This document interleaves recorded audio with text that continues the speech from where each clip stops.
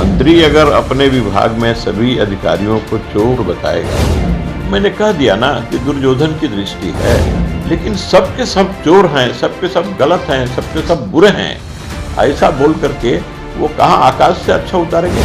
मैं नहीं मानता कि मंत्री भी चोरों के सरदार हैं। उन्होंने स्वयं अपने को घोषित किया। राष्ट्रपति जी से लेकर के और नीचे तक सबको अपनी लक्ष्मण रेखा का ज्ञान होना चाहिए। तो मैंने कह दिया ना कि दुर्योधन की दृष्टि है। अब उस दृष्टि के वो कायल हैं और अपने वो बयान पर कायम रहें, जो उनकी समझ है उसको बनाए रखें। ईश्वर उनकी मदद करें, हमारी शुभकामना है। लेकिन मैंने भी उस विभाग को 1.25 साल देखा है, मुझे सब के सब इस प्रकार से गलत और बुरे नज़र नहीं आए। यानी वो भी चोर निकलेंगे, मंत्री जी भी चोर निकल जाएंगे। अब देखिए, यह तो छिद्रान्वेषण व्यक्ति के नाते मैं नहीं कर सकता, करना भी नहीं चाहिए किसी को, मेरी वह दृष्टि भी नहीं है।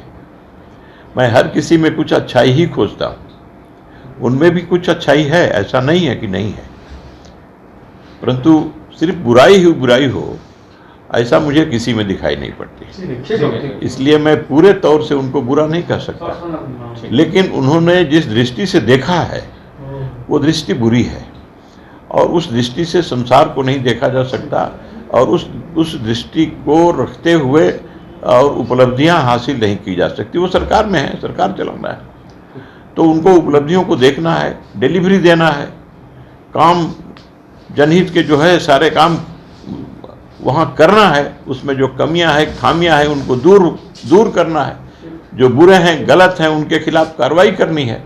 लेकिन सबके सब चोर हैं, सबके सब गलत हैं, सबके सब बुरे हैं, ऐसा बोल करके वो कहाँ आकाश से अच्छा उतारेंगे, किससे काम लेंगे?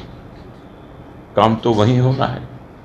इसलिए मैं नहीं समझता कि इस प्रकार की सोच रख करके और कोई मंत्री जनहित की दृष्टि से काम करके और उपलब्धियों को दर्शा सकता है। सारे के सारे लोग चोर नहीं हैं, और मैं नहीं मानता कि मंत्री भी चोरों के सरदार हैं। उन्होंने स्वयं अपने को घोषित किया। अब इसके पीछे क्या मंशा है, और मैंने मंशा बताया है आपको पहले कि मंशा होती है सबको चोर बता के अपने को ईमानदार लोग जाने, तो ये बताने कि उसके पीछे मंशा छिपी रहती है। तो ऐसा उचित नहीं होता। काम करके, परिणाम दे करके, अपने व्यवहारों से इस बात को सिद्ध किया जाता है। और एक बात मैं कहूँगा, हर किसी को, राष्ट्रपति जी से लेकर के और नीचे तक सबको अपनी लक्ष्मण रेखा का ज्ञान होना चाहिए, और लक्ष्मण रेखा सबकी निर्धारित है। उस लक्ष्मण रेखा को पार नहीं करना चाहिए।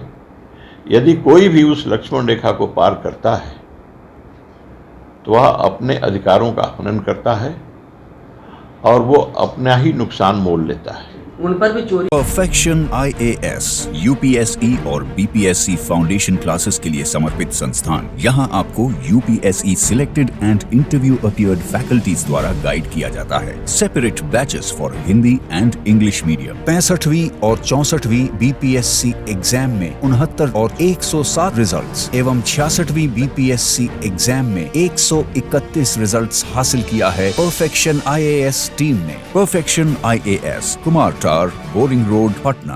अब देखिए, आरोप जो लगा है उस आरोप में कुछ तो उसका जवाब देना चाहिए उन्हें। सत्यता है भी।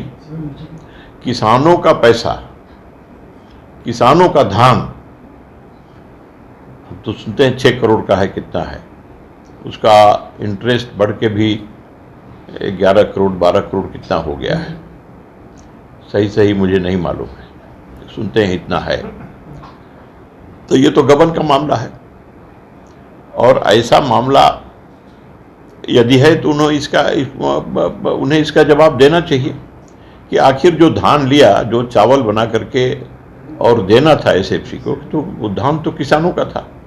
उसका पैसा जो वापस आता SFC में, और SFC को जो पैसा मिलता वो किसानों को मिलता, उसकी कीमत किसानों को दी जाती, तो किसानों की जेब में जाता।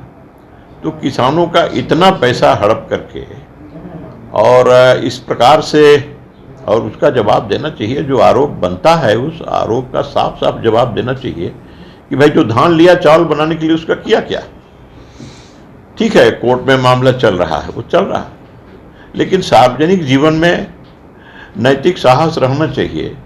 जो सत्य बात है उसको बता देनी चाहिए और उसको कह देना चाहिए। तो वो बता दें कि भाई जो धान लिए थे चावल बनाने के लिए उसका किए क्या, वो कहाँ है था, तो जनता